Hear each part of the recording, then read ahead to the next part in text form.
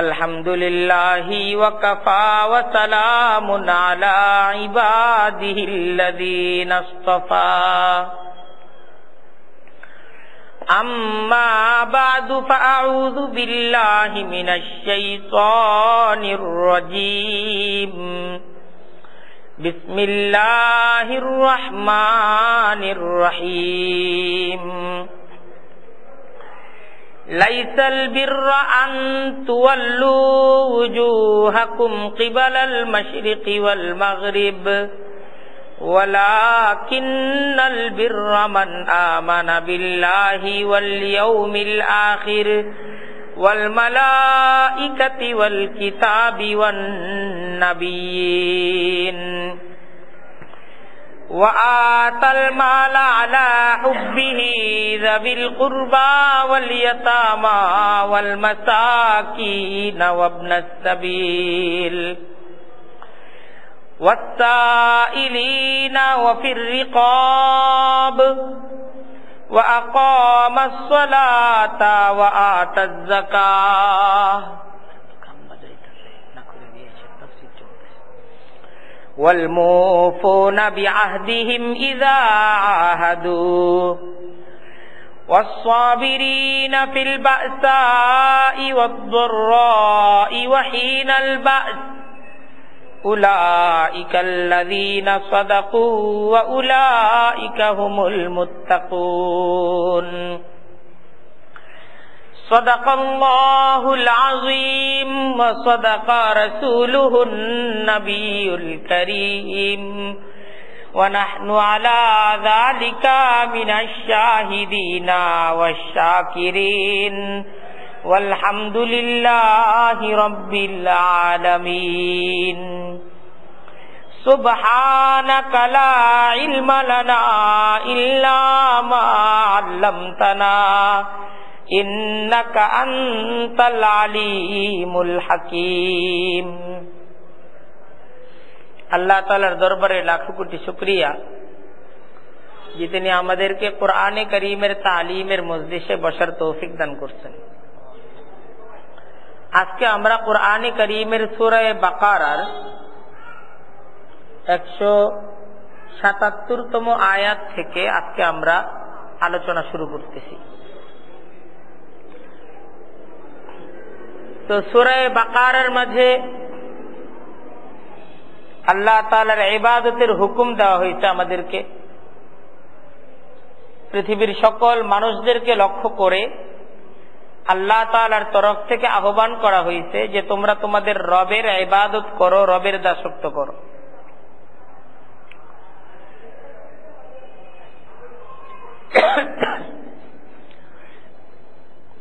সেই সাথে এই যে আল্লাহ তাআলার দাসত্ব, আল্লাহ তাআলার ইবাদতের হুকুম, এই হুকুমটা আল্লাহ তাআলা মানুষদেরকে সৃষ্টি করার পর থেকে একদম সূচনা লগ্ন থেকেই মানুষের প্রতি আল্লাহ তাআলার হুকুম এটাই ছিল যে তোমরা আমার দাসত্ব করো, এটাই আল্লাহর হুকুম ছিল। এবং ঠিক এই হুকুমটা মানুষদের পর্যন্ত পৌঁছানোর জন্য আল্লাহ তাআলা যুগে যুগে নবীদেরকে পাঠাইছেন। নবীরা মানুষদেরকে ঠিক আল্লাহ তাআলার এই হুকুমটা স্মরণ করিয়ে দেওয়ার জিম্মাদারি পালন করছেন। তো বিভিন্ন গোত্রে, বিভিন্ন সমাজে আল্লাহ তাআলা নবীদের মাধ্যমে মানুষদেরকে আসলে আল্লাহ তাআলার দাসত্বের দাওয়াত দিতেন জীবনের সর্বক্ষেত্রে, যেন মানুষ আল্লাহর দাসত্ব করে। তো নবীর দাওয়াত, সমাজের এক শ্রেণীর লোক এ দাওয়াতকে গ্রহণ করেছে, আরেক ধরনের লোক নবীর দাওয়াতের বিরোধিতা করেছে। তো যারা নবীর সত্য অনুসারী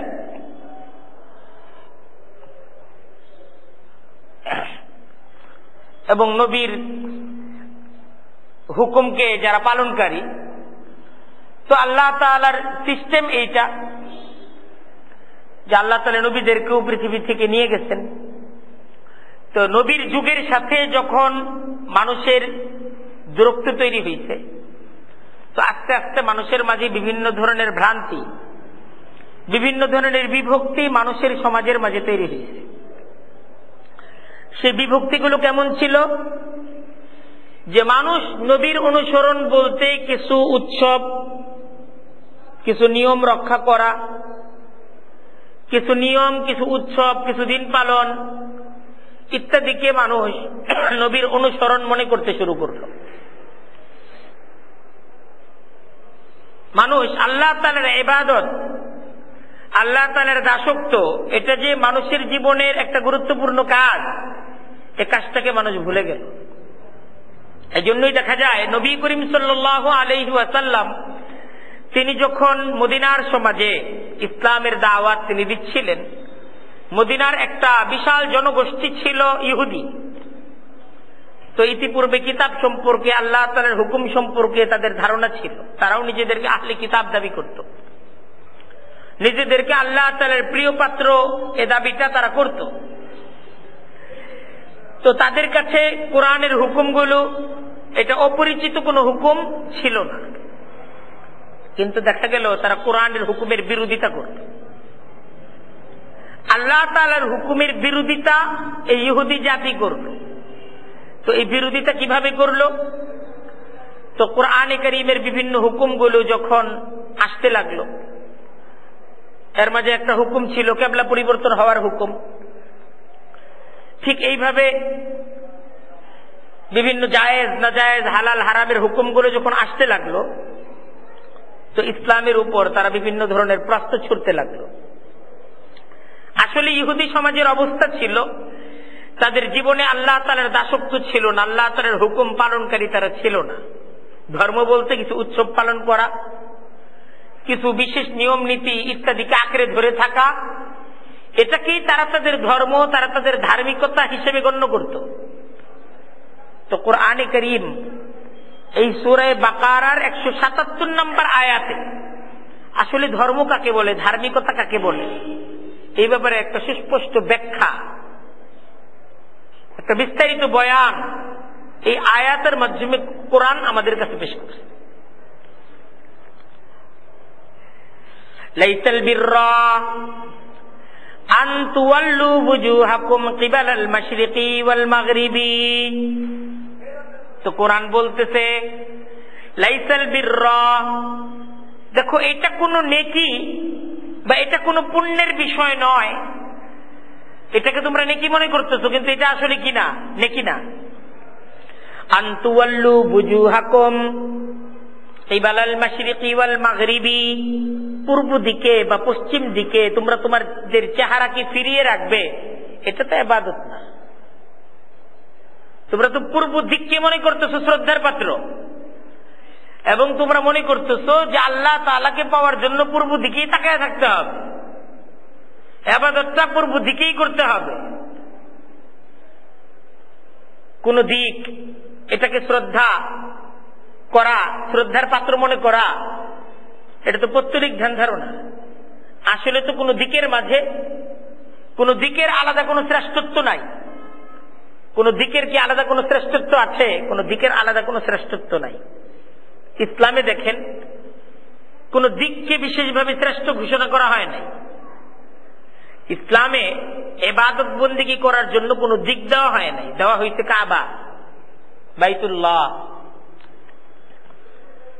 দেওয়া হয়েছে কাবা, বাইতুল্লাহ। ইবাদত করতে হবে বাইতুল্লাহর দিকে ফিরে, এটা বলা হয় নাই পশ্চিম দিকে ফিরে। হ্যাঁ, এখন যারা বাইতুল্লাহর থেকে পূর্ব দিকে বসবাস করে তারা পশ্চিম দিকে ফিরে কি করবে? ইবাদত করবে। আবার যারা বাইতুল্লাহর পশ্চিমে, এরা পূর্ব দিকে ফিরে কি করবে? ইবাদত করবে। যারা বাইতুল্লাহর পূর্বে, এরা পশ্চিম দিকে ফিরে কি করবে? ইবাদত করবে। আর যারা বাইতুল্লাহর পশ্চিমে, এরা পূর্ব দিকে ফিরে কি করবে? ইবাদত বন্দেগী করবে। যারা বাইতুল্লাহর দক্ষিণে, এরা উত্তর দিকে ফিরে ইবাদত করবে। আর যারা বাইতুল্লাহর উত্তরে, এরা দক্ষিণ দিকে ফিরে কি করবে? ইবাদত করবে। যেমন মিশরবাসী, আবিসিনিয়া, মিশর, আবিসিনিয়া ইত্যাদি অঞ্চলের লোকেরা পূর্ব দিকে ফিরে কি করে? ইবাদত করে, কেননা তারা বাইতুল্লাহর পশ্চিমে। এরকম ভারত, বর্ষ আমরা যারা আছি এবং আমরা সহ এই পশ্চিমের আমরা যারা আছি, আমরা যারা পূর্বে আছি বাইতুল্লাহ আমাদের পশ্চিমে, তো আমরা পশ্চিম দিকে ফিরে বাইতুল্লাহর কি করি? ইবাদত করি। এরকম সিরিয়া, ফিলিস্তিন, এরকম ভাবে মদিনা, এটা বাইতুল্লাহর উত্তরে, যার জন্য তারা দক্ষিণ দিকে ফিরে কি করে? ইবাদত বন্দেগী করে। আবার ইয়ামান ইত্যাদি অঞ্চল হইল বাইতুল্লাহর দক্ষিণে, এরা উত্তর দিকে ফিরে কি করে? এরা ইবাদত বন্দেগী করে। তাই ইসলাম ইবাদতের জন্য কোনো দিক দেয় নাই। ইসলাম ইবাদতের জন্য কোনো দিক নির্ধারণ করে দেয় নাই। ইসলাম ইবাদতের জন্য নির্ধারণ করে দিয়েছে কি? বাইতুল্লাহ, কাবা। তো তাদের যে ভ্রান্ত ধারণা, তাদের ধারণার মাঝে যে পৌত্তলিক ধারণার একটা সামঞ্জস্যতা পাওয়া যাচ্ছে, কোরআন এই বিষয়টাকে স্পষ্ট করতেছে যে পূর্ব দিক আর পশ্চিম দিক, এই পূর্ব দিকে চেহারা ফিরানো আর পশ্চিম দিকে চেহারা ফিরানো, এটা নেকি বা পুণ্যের কোনো কাজ নয়। আসলে পুণ্য কি? বাস্তবিক পক্ষে, প্রকৃত পক্ষে ইবাদত আসলে কি? ওয়ালাকিন্নাল বিররা, প্রকৃত পক্ষে, বাস্তবিক পক্ষে ইবাদত হলো মান আমানা বিল্লাহি ওয়াল ইয়াউমিল আখিরি ওয়াল মালাইকাতি ওয়াল কিতাবি ওয়ান নাবিয়িন। প্রকৃত পক্ষে ইবাদত হলো ঈমান আনা। প্রকৃত পক্ষে ইবাদতের প্রথম শর্ত কি আনা? ঈমান আনা। তুমি ঈমানকে গ্রহণ করলে না, তুমি ঈমানের মস্ক করলা না, ঈমান শিখলা না। ঈমান অর্জন হইলই না, তুমি ঈমান কাকে বলে এটা জানলাই না, তাহলে ঈমান অর্জন কিভাবে হইল? যে ভাই মাল ঈমান, ঈমান কাকে বলে জানি না তো, তাহলে ঈমান কাকে বলে এটা একজন ব্যক্তি জানেই না। কি কি জিনিসের প্রতি একজন মুসলিমকে ঈমান রাখতে হয় এটা তো শুনি নাই। এটা কি নতুন কথা বলতেছে? শুনি নাই। তাহলে এই জিনিসগুলো যে ব্যক্তি জানেই না, সে পশ্চিম দিক এটার খুব তাজিম তার কাছে, মসজিদ আল্লাহর ঘর এটার খুব গুরুত্ব তার কাছে, এজন্য তার নিয়ত একটা মসজিদ করে যাওয়া। তো সে একটা মসজিদও করছে, কিন্তু সে ঈমান কাকে বলে এটা জানে না, ঈমান কাকে বলে এটা শিখেও নাই, কিন্তু সে মসজিদ করছে। তাহলে এই ব্যক্তির এই মসজিদ করা কি ইবাদত হবে? আর উত্তর দেন, ইবাদত হবে? অনেকে মনে করতেছে মসজিদ করা ইবাদত হবে না। এটা কেমন কথা?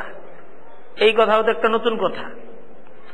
দেখেন, আরবের যারা কাফের, সে কাফের একজন হলো আবু জেহেল, একজন হলো আবু লাহাব।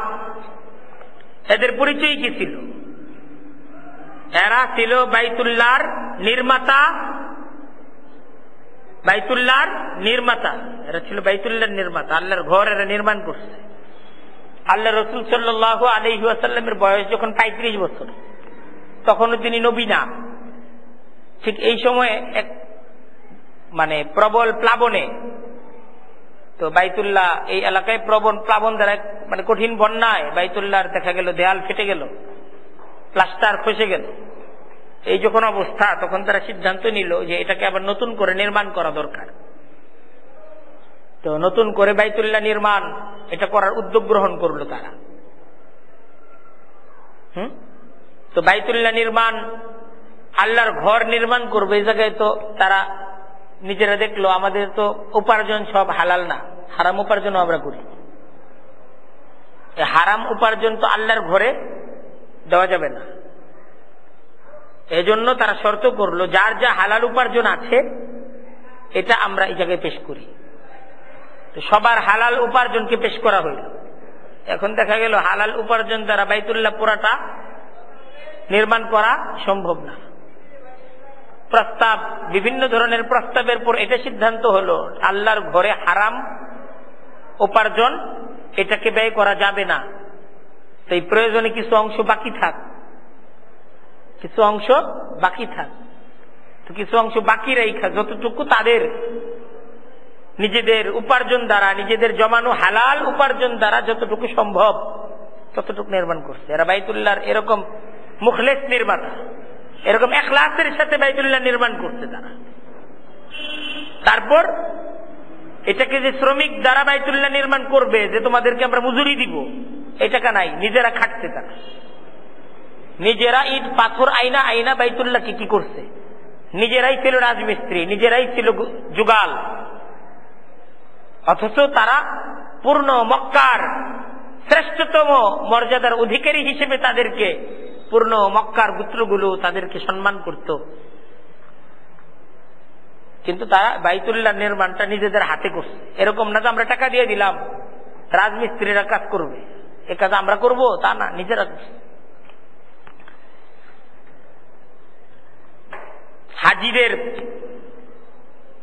হজের সিজনে হাজিদের বাইতুল্লাহ যে হাজিরা আসতো, এদের মেহমানদারির জিম্মাদার ছিল কারা? ওরা হাজিদের মেহমানদারি করত, হাজিদের মেহমানদারি করত তারা। কি সম্মান, কি মর্যাদা ছিল। কিন্তু ইমানদার বলা যাবে? ইমানদার বলা যাবে? ইমানদার বলা যাবে না। আল্লাহ বলতেছেন মা কানা লিল মুশরিকিনা, এরা তো মুশরিক। বাইতুল্লাহ নির্মাতা আল্লাহ এদেরকে কি বলতেছেন? মুশরিক। কারণ ইমান শিখে নাই, তো আকীদা তো ঠিক নাই, আকীদা ঠিক নাই, ইমান ঠিক নাই। বাইতুল্লাহ নির্মাতা আর বাইতুল্লাহ নির্মাণ করার কি দাম, কি দাম এই বাইতুল্লাহ নির্মাণ করার। মা কানা লিল মুশরিকিনা আন ইয়ামুরু মাসাজিদাল্লাহ, আল্লাহ বলতেছেন কোন মুশরিকের অধিকার নাই আল্লাহর ঘর সে নির্মাণ করবে, এই অধিকারী তার নাই। শাহিদিনা আলা আনফুসিহিম বিল কুফরি, সে তো কুফরের উপর সাক্ষ্য দিচ্ছে, তা আল্লাহর ঘর নির্মাণ করার কি গুরুত্ব। উলাইকা হাবিতাত আমালুহুম, তার মাঝে যে এই কুফরি আকীদা, এটা তার সমস্ত আমলকে নষ্ট করে দিতেছে। তখন আমল যত দামি আমল হোক, কুফরি এটা এমন এক ভাইরাস, এটা সমস্ত ধরনের ভালো কাজ, নেকির কাজ এটাকে নষ্ট করে দেয়। আল্লাহ বলতেছেন ওয়া ফিন্নারি হুম খালিদুন, আর জাহান্নামের মাঝেই তারা চিরকাল থাকবে। ইন্নামা ইয়ামুরু মাসাজিদাল্লাহি মান আমানা বিল্লাহি ওয়াল ইয়াউমিল আখিরি ওয়া আকামাস সালাতা ওয়া আতাজ যাকাতা ওয়া লাম ইয়াখশা ইল্লাল্লাহ। ইন্নামা ইয়ামুরু মাসাজিদাল্লাহ, নিশ্চয়ই আল্লাহর মসজিদের নির্মাণকারী তারা।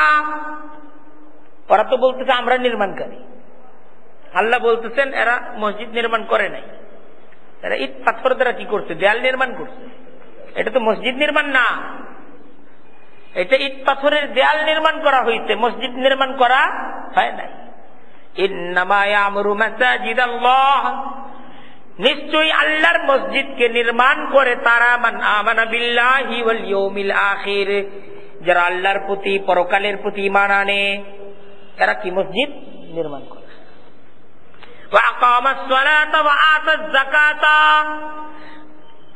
তারা নামাজকে কায়েম করে, তারা যাকাতকে প্রদান করে।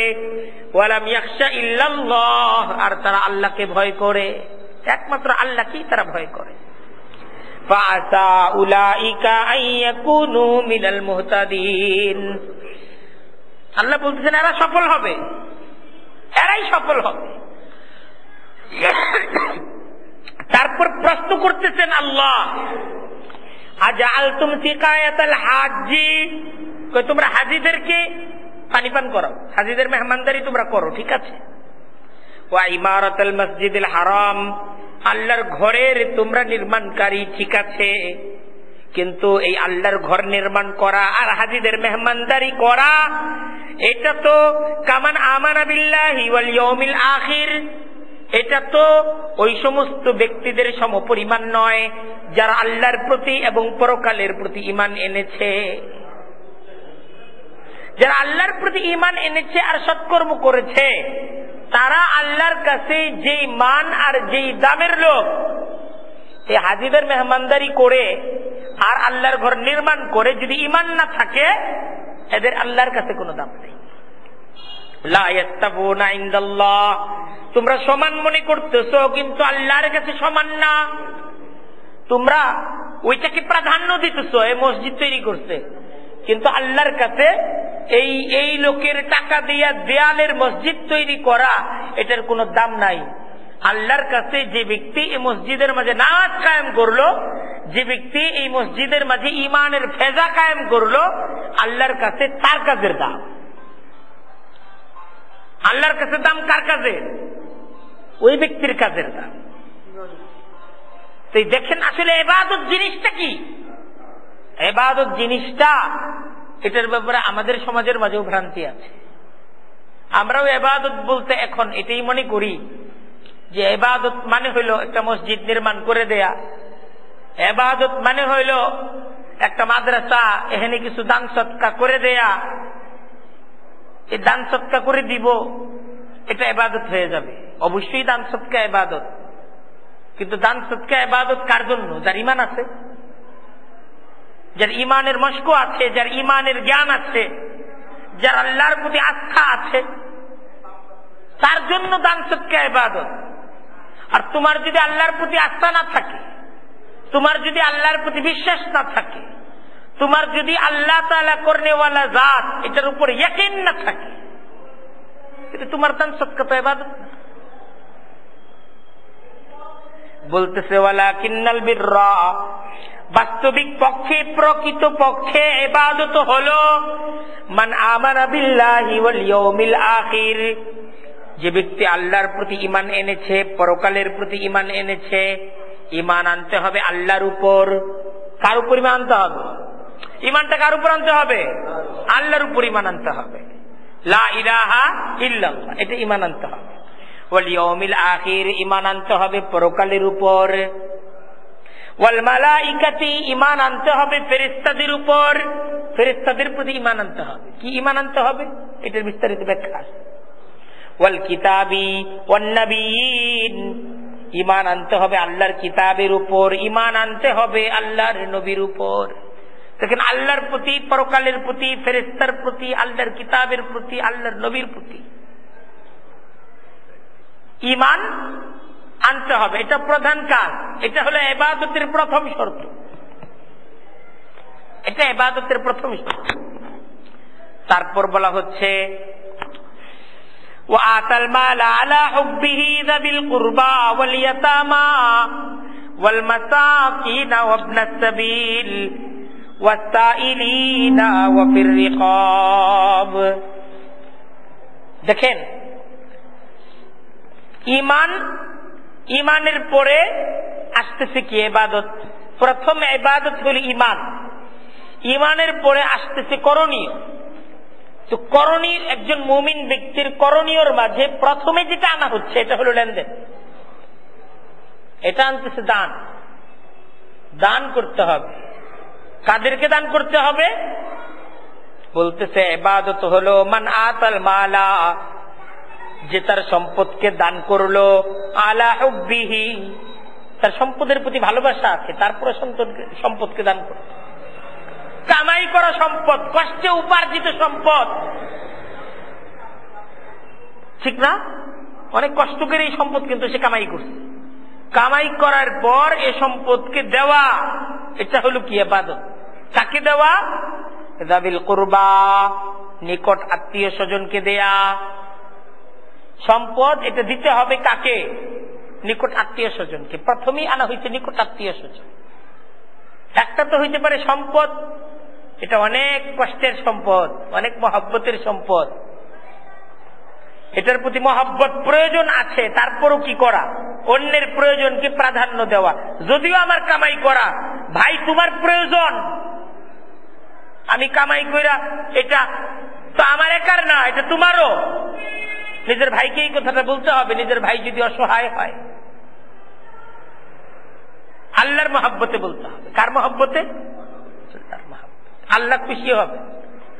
এটা আল্লাহর দেয়া জিম্মাদারি যে আমি তোমাকে দিলাম, তুমি দাও। আহসিন কামা আহসানাল্লাহু ইলাইক, আল্লাহ তোমার উপর রহম করে তোমাকে যা দিয়েছেন তা দ্বারা তুমি অন্যকে ইহসান করো। যাবিল কুরবা, প্রথমেই আনা হচ্ছে নিকট আত্মীয় স্বজন, সহযোগিতার সূচনা। এটা আপনজন তাদের থেকে হইতে হবে। আপনজনদের হক সবচেয়ে বেশি। আপনজনদের হক কি? সবচেয়ে বেশি। ভাইয়ের হক, বোনের হক, এদের হক সবচেয়ে বেশি। কোরআন বলতেছে যে তোমার আপনজন যারা, নিকট আত্মীয় যারা, তোমার ফুফু, তোমার খালা নিকট আত্মীয় না? চাচা, মামা নিকট আত্মীয় না? যদি তারা দুরবস্থার মাঝে থেকে থাকে, যদি তারা কোনো বিপদগ্রস্ত হয়ে থাকে, তো তাদের বিপদে তোমার আছে, তোমারটা নিয়ে কি হওয়া? অগ্রসর হওয়া। এটা চাই। তোমার যা আছে তা নিয়ে কি হও? অগ্রসর হও। আজকাল তো দেখা যায় যে একজন আপন ভাই, সে তার ঘরে তার সন্তানদেরকে খাবার দিতে পারছে না, তার সে উপার্জন নাই, অসহায়। আর তার ভাই, সে শুধু তার না, তার নাতিনদের জন্য জমাচ্ছে যে আমাকে, শুধু আমার না, আমার ছেলে না, আমার এই নাতিনগুলো এরা কিভাবে চলবে, এইটা নিয়েও নানা কি করতেছে? ফিকির করতেছে। অথচ ওই নানারই তার আপন ভাই, তার ঘরে কি নাই? তার ঘরে খাবার। ভাইকে দিলেও সে ঋণও দিতে প্রস্তুত না। ভাইকে দান তো করতে প্রস্তুতি না, ঋণও দিতে প্রস্তুত না। কার জন্য তুমি জমিয়ে রেখে যাচ্ছ?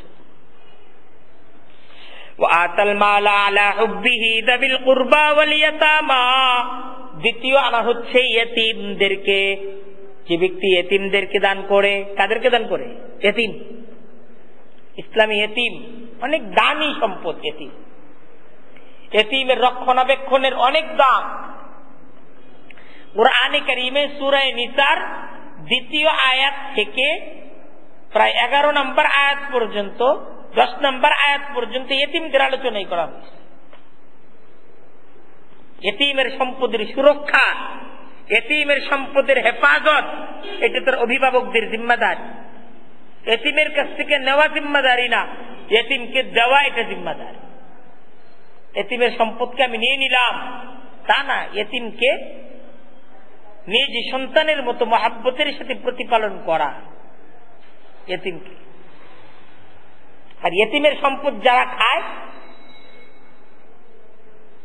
কুরআন বলতেছে ইন্নামা ইয়াকুলুনা ফি বুতুনিহিম নারা, তারা তো ইয়েতিমের সম্পদকে আত্মসাৎ করছে না, তারা আসলে ইয়াকুলুনা ফি বুতুনিহিম নারা, তারা জাহান্নামের আগুনকে তাদের পেটের মাঝে ভর্তি করতেছে। পরিষ্কার কথা। ওয়াসায়াসলাউনা নারা, অচিরেই তারা জাহান্নামের মাঝে নিক্ষিপ্ত হবে, যারা ইয়েতিমের সম্পদকে নষ্ট করে। ওয়াল মাসাকিন, তৃতীয় আনা হচ্ছে যারা মিসকিন, যারা নিঃস্ব, যাদের আসলে কিছুই নাই। মিসকিন, মিসকিন বলা হয় যার আসলে যার কিছুই নেই, তাকে বলা হয় কি? মিসকিন। মানে যার সামান্য একটা জমি পর্যন্ত নাই পৃথিবীতে, ধুলাই যার সম্ভব, এমন লোককে বলা হয় কি? মিসকিন। ওয়াবনাস সাবিল, ওয়াবনাস সাবিল হলো পথিক। ওয়াবনাস সাবিল অর্থ কি? পথিক, মুসাফির।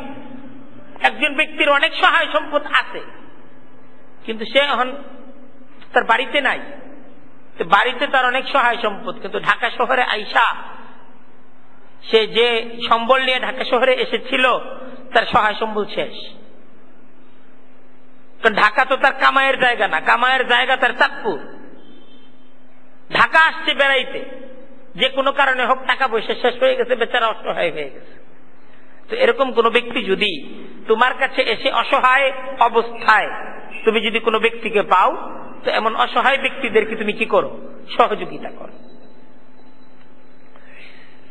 ওয়াসাইলিনা, আর বলতেছে আর যারা সাহায্য প্রার্থনা করে, ইবাদত হলো নিজ আত্মীয় স্বজনদেরকে নিজ সম্পদ থেকে দেয়া। ইবাদত হলো নিজ সম্পদ দ্বারা ইয়েতীমের রক্ষণাবেক্ষণ করা। ইবাদত হলো নিজ সম্পদ দ্বারা মিসকিনদেরকে সহযোগিতা করা। ইবাদত হলো নিজ সম্পদ দ্বারা পথিক মুসাফির ব্যক্তিদেরকে কি করা, সমাদর করা। ইবাদত হলো কোন ভিক্ষুক, কোন সাহায্য প্রার্থী যদি তোমার কাছে সাহায্য প্রার্থনা করে তো তাকে ফিরিয়ে না দেয়, তাকে কিছু দেয়া। কারণ এই অসহায় ব্যক্তিটা কিন্তু আল্লাহর মেহমান, আল্লাহ তার মেহমান তোমার দুয়ারে পাঠাইছেন। উচিত তো ছিল মেহমানের কাছে তোমার যাওয়া, আর আল্লাহ তাআলা মেহমান তোমার কাছে পাঠাইয়া দিচ্ছেন, এখন তোমার উচিত দেওয়া। এত যাচাই বাচাই না, দিয়ে দাও। তুমি যখন যাচাই বাচাই ছাড়া দিয়ে দিবা তো হাসরের ময়দানে আল্লাহ তাআলাও যাচাই বাচাই ছাড়া তোমার পার করে দিবে। হাত যেহেতু পাচ্ছে, সে কি নিয়তে হাত পাচ্ছে এটার হিসাব তার, কিন্তু আমি এই নিয়তে দিয়ে দিব আল্লাহ আমার তো যাচাই বাছাই যদি তুমি করতে চাও হাসরের ময়দানে, তো আমি তো যাচাইয়ের মাঝে টিকুম না, তাই আমি যাচাই করি না।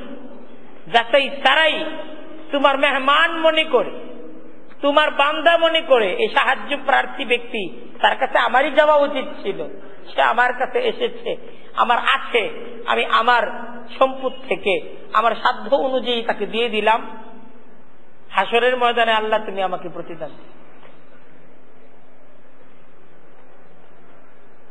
ওয়াসাইলিনা, সাহায্য প্রার্থীদেরকে যারা দেয়, সাহায্য প্রার্থীদেরকে যারা দেয়, দেখেন সাহায্য প্রার্থীদেরকে কিছু দিতে না পারলে, হাদিসের মধ্যে এটা আসছে যে পারলে তো কিছু দাও, আর যদি দিতে না পারো তাহলে অন্তত পক্ষে হাসি মুখে কথা বলো, হাসি মুখে বিদায় করো যে ভাই নাই তো বা দিতে পারতেছি না, হাসি মুখে দুইটা কথা বলো। তাদেরকে যদি কোনো দাওয়াত দিতে হয় হাসি মুখে দাও, এই সুযোগটাকে কাজে লাগাও। ওয়াফির রিকাব, আরেকটা আসতেছে, এটা হলো কৃতদাসদেরকে দেয়া। এখন তো আমাদের আজকের পৃথিবীতে কৃতদাস নাই, কোন অঞ্চলে পৃথিবী থেকে থাকতে পারে, তো সেই জমানায় কৃতদাস ছিল। ইসলাম যখন এই পৃথিবীতে আবির্ভাব হয় ইসলামের, তখন সে জমানায় কৃতদাস ছিল। মানুষদেরকে দাস আকারে বিক্রি করার প্রচলন সমাজের মাঝে ছিল। তো ইসলাম এসে আর মানে সমাজটা আসলে কৃতদাস কেন্দ্রিক সমাজ ছিল, তো ইসলাম এ সমস্ত কৃতদাসদেরকে আজাদ করার বিশেষ ফজিলত আলোচনা করেছে। তো আল্লাহর রসুলের সাহাবা একরাম আল্লাহর রসুলের জবান থেকে যখন এই কৃতদাসদের আজাদ করার ফাজাইলকে শুনছেন, তো এক একজন সাহাবা একরাম নিজে সম্পদ দ্বারা দাস কিনছেন আর আজাদ করে দিচ্ছেন। হযরত আব্দুর রহমান ইবনে আউফ, ওনার ব্যাপারে এমন বর্ণনা করা হয় 1000 গোলামকে কিনা তিনি আজাদ করছেন। হযরত আবু বকর, হযরত ওমর, হযরত ওসমান কত শত শত গোলামদেরকে কিনছেন, আজাদ করছেন, ইতিহাস তার সংখ্যা হিসাবও রাখতে পারে, এমন ভাবে আজাদ করে দিচ্ছে। ইসলাম তো এই দাস প্রথাটাকে উচ্ছেদে একটা বিশেষ ভূমিকা পালন করেছে ইসলাম, এইভাবে যে বিভিন্ন ধরনের অপরাধের শাস্তি দেওয়া হয়েছে। একটা দাসকে আজাদ করা, একটা দাস কিনে আজাদ করে দেওয়া, এটা হলো ইবাদত। হলো যদি কোনো অঙ্গীকার হয়ে যায়, ইবাদত কি, যে আমি একটা অঙ্গীকার করেছি। তো মুসলমানের ইবাদত হলো মুসলমান যদি কারো সাথে কোন ধরনের অঙ্গীকার করে, মুসলমান সে অঙ্গীকার কি করবে, পূরণ করবে। ওয়াদা, এখন আখলাক বিষয়ক নৈতিকতা, একজন মুসলমানের মাঝে অনৈতিকতা থাকতে পারে না। একজন মুসলমান একজনকে ওয়াদা দিবে আর পরবর্তীতে এই ওয়াদাটাকে সে পালন করলো না, বলা হয়তো আয়াতুল মুনাফিক সালাসুন, মুনাফিকের চিনতে চাইলে আলামত 3টা, এর মধ্যে একটা হলো ইদা ওয়াদা আখলাফ, সে যখন ওয়াদা করে দেখবা এই ওয়াদাকে সে নিজেই ভঙ্গ করে, ওয়াদা পূরণ করেন। আর কোরআন বলতেছে ইবাদতকারী তো হলো তারা, পুণ্যবান হলো তারা। আল মুফুনা বিআহদিহিম, যারা তাদের অঙ্গীকারকে পূরণ করে। ইদা আহাদু, যখন তারা অঙ্গীকার করে, তারা অঙ্গীকার যখন করে, তারা অঙ্গীকারকে পূরণ করে। তারা তাদের অঙ্গীকারকে নষ্ট করে না, তাদের ওয়াদাকে তারা ভঙ্গ করে। এটা মুসলমানের পরিচয়।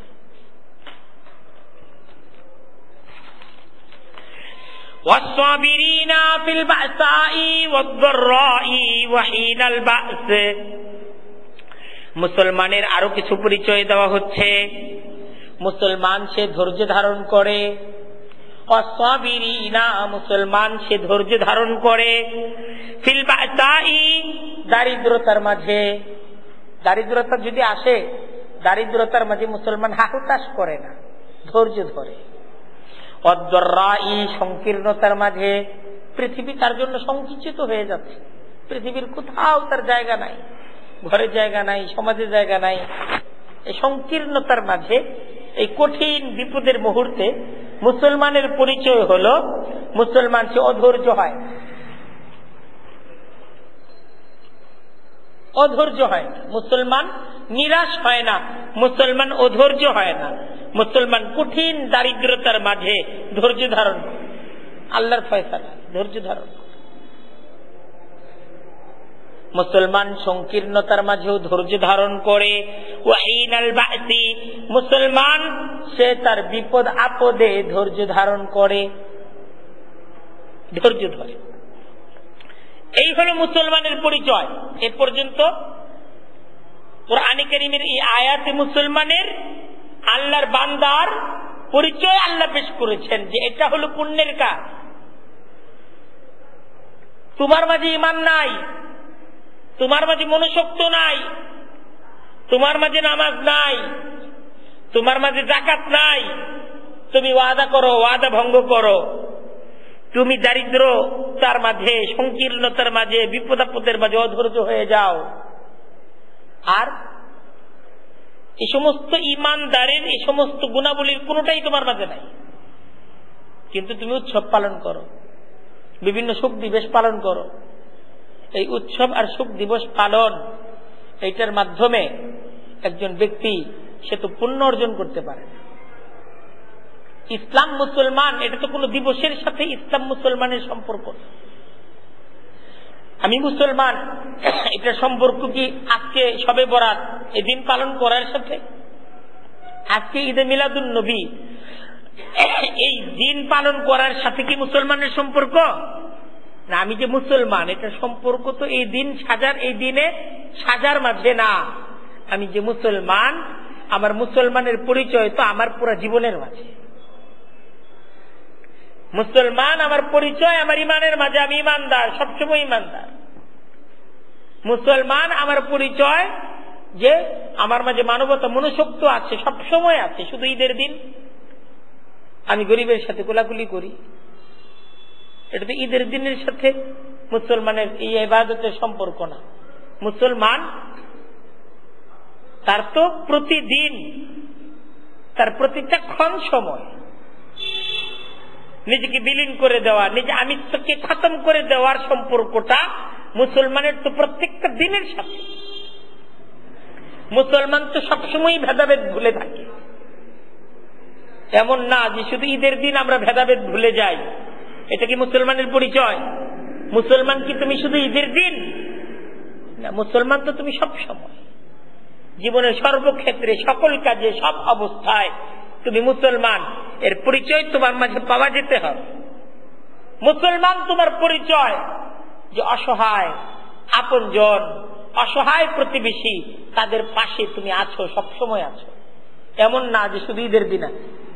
আজকে যেহেতু ঈদের দিন, আজকে আমি আমার ভাইয়ের ঘরে খাবার দাবারের একদম টাল করে ফেললাম, ভান্ডার পাঠায় দিলাম, আর বছরের বাকি কোনো দিন আমি খবর নেই।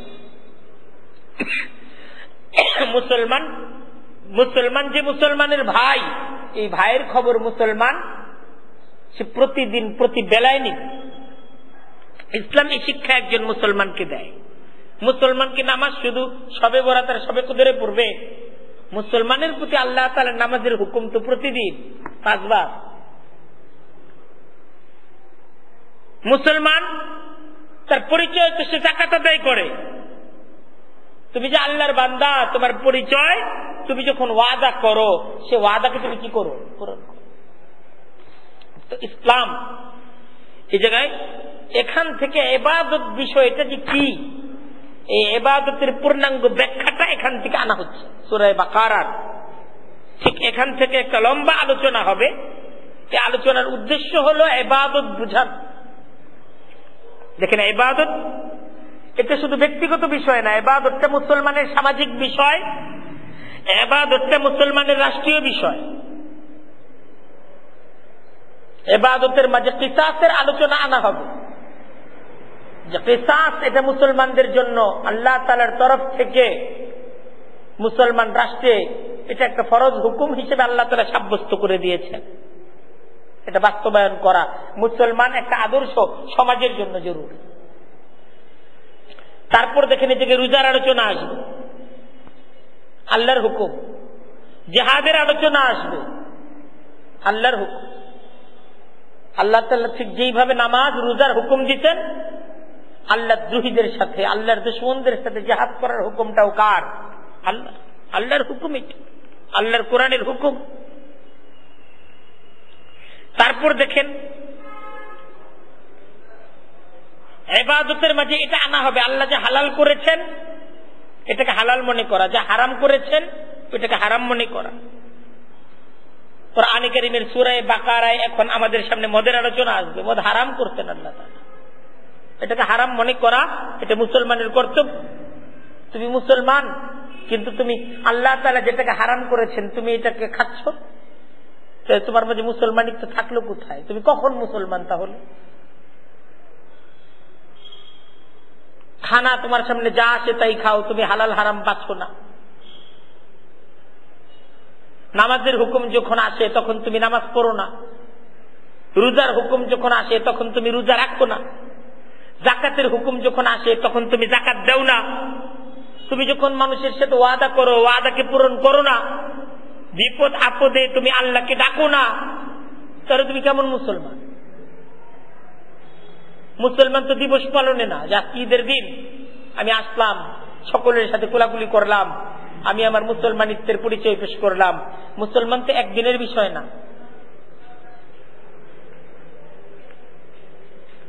সামাজিক বিভিন্ন বিধানগুলো এই জায়গায় আসবে। বিয়ে শাদীর ব্যাপারে, বিয়ের সাথে আরেকটা বিষয়ের সম্পৃক্ততা, পারিবারিক জীবনে বিয়ে, তালাক, সূরা বাকারার মাঝে এই ব্যাপারে আমরা আলোচনা পাব। বিয়ের ক্ষেত্রে মোহরের আলোচনা আসবে সূরা বাকারার এই অংশে। লেনদেন সংক্রান্ত বিধিবিধানের আলোচনা আসবে, সুদের বিধান, যদি ঋণ দেওয়া হয় ঋণের বিধান, বন্ধক যদি রাখা হয় বন্ধকের বিধান। সূরা বাকারার মাঝে এই সমস্ত বিধানগুলোর আলোচনা এখন একে একে আমাদের সামনে আসতেছে। দেখেন এই সমস্ত হুকুমের দ্বারা উদ্দেশ্য কি? এই জায়গায় আমাদের সামনে রোজার আলোচনা আসবে, ওসিয়তের আলোচনা আসবে, হজের আলোচনাও আসবে, কিছুটা মদের হুকুমের আলোচনা আসবে, জুয়ার হুকুমের আলোচনা আসবে, নামাজের হুকুমের আলোচনা আসবে, বিবাহের আলোচনা আসবে, তালাকের আলোচনা আসবে, বাচ্চাকে স্তন্যদান করা, দুধ পান করানোর মেয়াদ ইত্যাদির আলোচনা আসবে। আবার কিসাসের আলোচনাও আসতেছে। এর মাঝে কিছু কিছু বিধান আছে ব্যক্তিগত বিধান, কিছু আছে সামাজিক, কিছু আছে রাষ্ট্রীয়, আছে না? এখানে সমস্ত বিধানগুলোর আলোচনার দ্বারা উদ্দেশ্য আমাদেরকে এই কথাটা বুঝিয়ে দেয়া যে সর্বাবস্থায় আল্লাহর হুকুমের কাছে নত হওয়া, এটা হলো ইবাদত। আমাদেরকে এই সমস্ত হুকুম দ্বারা যে কথাটা বোঝানো হচ্ছে, সে কথাটা হলো যে জীবনের সর্বক্ষেত্রে সব অবস্থায় আল্লাহ তাআলার হুকুমের সামনে নত হওয়া, এটা কি ইবাদত। আমি যে আল্লাহর দাস, আমি জীবনের সর্বক্ষেত্রে আল্লাহর কাছে নত, এটা হলো আমার পরিচয়। জীবনের কোন ক্ষেত্রে আমার নিজের কোনো সিদ্ধান্ত নাই, জীবনের সকল ক্ষেত্রে আমার উপর সিদ্ধান্ত কার? আল্লাহ। এমন না যে আমি আমার সিদ্ধান্তেই চলি, মাঝে মাঝে আল্লাহকে এসে হাজিরা দিয়ে দেয়। উলাইকাল্লাযীনা সাদাকু, এই সমস্ত গুণাবলীর আলোচনার পর আল্লাহ বলতেছেন উলাইকাল্লাযীনা সাদাকু, যারা এই সমস্ত গুণের অধিকারী তারাই হলো সত্যপন্থী। যারা এই সমস্ত গুণের অধিকারী, ঈমানের দাবিতে, তারাই হলো সত্যবাদী, সত্যপন্থী। তুমি যে ঈমানের দাবি করতেছো, ঈমানের দাবিতে তুমি সত্যবাদী না মিথ্যাবাদী বের করো। কিভাবে বের করতে হবে? দেখো এই সমস্ত জিনিসের প্রতি ঈমান আছে কিনা। তোমার মাঝে এই মানবিক এ সমস্ত মনুশক্তির যে হুকুমগুলো দেওয়া হয়েছে, আত্মীয় স্বজন, প্রতিবেশী, এদের সহযোগিতা করা তুমি করো কিনা, তুমি নামাজ পড়ো কিনা, যাকাত দাও কিনা, তুমি ওয়াদা করলে পূরণ করো কিনা, এই সমস্ত জিনিসগুলো দ্বারা আমি নিজেই বের করতে পারবো ঈমানের দাবিতে আমি কতটুকু সত্যবাদী, না আমি ঈমানের আসলে মিথ্যা দাবি, আর আমি মিথ্যু, এটা আমার সামনে পরিষ্কার হয়েছে। উলাইকাল্লাযীনা সাদাকু, আল্লাহ বলতেছেন এরাই হলো সত্যপন্থী। ওয়া উলাইকা হুমুল মুত্তাকুন, আর তারাই হলো মুত্তাকি। এরাই হলো সত্যপন্থী আর এরাই হলো মুত্তাকি, এরাই হলো আসলে প্রকৃত পক্ষে, বাস্তবিক পক্ষে এরা আল্লাহকে ভয় করেছে, এদের মাঝে আল্লাহর ভয় আছে, এজন্যই আল্লাহ তাআলার হুকুমকে তারা মানে। আর ওরা যে আল্লাহর হুকুম মানে না, আসলে তারা আল্লাহকে ভয় করে না, আল্লাহকে তারা ডরায় না। আল্লাহর ডরটা, আল্লাহর ভয়টা তাদের মাঝে। দেখেন এই আয়াতটা একটা ব্যাপক আয়াত, একটা বুঝার মতো আয়াত। ইহুদি জাতির প্রশ্ন ছিল যে কিবলা পরিবর্তন হয়ে গেল, এত বড় কাজ, কিবলা পরিবর্তন হয়ে গেল, এটা নিয়ে তুমি ফিকির করতেছো, ঈমান আনছো? আল্লাহর প্রতি বিশ্বাস, তোমাদের যে বিশ্বাসের হুকুম তোমাদেরকে তোমাদের তাওরাত দিচ্ছে, সে বিশ্বাস কি তোমাদের আছে, না তোমরা বিকৃত হয়ে গেছে? তুমি সামান্য খুঁটিনাটি মাসআলা নিয়ে গবেষণা করতেছো, কিন্তু তোমার ঈমানের খবর নেই। তোমার চরিত্র, তোমার আখলাকের খবর নাই, তোমার মাঝে মানবতাবোধ, মনুষ্যত্ব নাই, পশুর চরিত্র, এটাকে লালন করে তুমি শরীয়তের খুঁটিনাটি মাসলা মাসাইল নিয়ে তুমি গবেষণায় লিপ্ত, এটা ভুল। কোরআন পরিষ্কার করে দিচ্ছে। কোরআনের এই আয়াতটা একটা পরিষ্কার আয়াত, সুস্পষ্ট আয়াত। এটা নেকির একটা সংজ্ঞা, যে আসলে নেকি কি, পুণ্যবান কারা।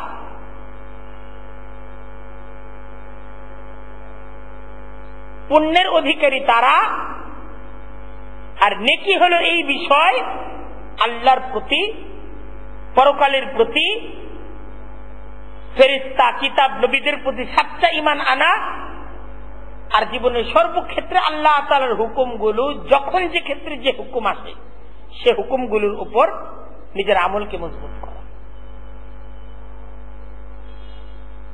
আমরা সামনে 178তম আয়াত থেকে এখন আমাদের সামনে একে একে বিধানগুলো আসবে, যে বিধানগুলোর আমরা আলোচনা করেছি, এই সমস্ত বিধানগুলো এখন একে একে আসবে। একদম লম্বা অংশ 245 নম্বর আয়াত পর্যন্ত, 177 নম্বর আয়াত থেকে 245তম আয়াত পর্যন্ত এই আয়াতগুলোর মাঝে মূলত নেকির আলোচনা করা হয়েছে। আসলে নেকি কি জিনিস, আল্লাহ তাআলা আমাদের সবাইকে বুঝার, আমল করার তৌফিক দান করুন।